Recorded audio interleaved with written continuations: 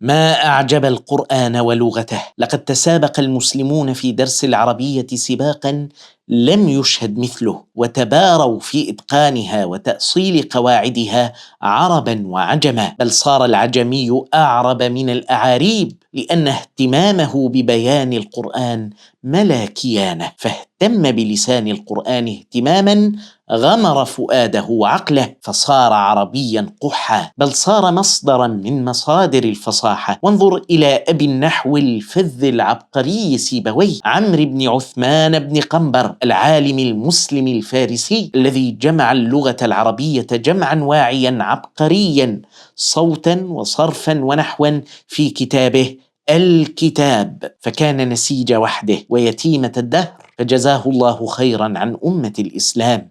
وإذا أنعمت النظر فقس على سيبويه علماء مسلمين أجلاء حملوا لغة القرآن في قلوبهم، وانتموا إليها انتماء الفكر والهوية لا انتماء الجنس والجغرافيا، فكانوا العلماء المبرزين في اللغة والفقه والتفسير والحديث. أفلا تستحق لغتنا العالمينية منا الإعزاز والاهتمام؟ الكتاب متوفر على موقع دار الشواهين للنشر والتوزيع، وكذلك في جناحهم في معرض القاهرة الدولي للكتاب في الصالة الثانية جناح C31.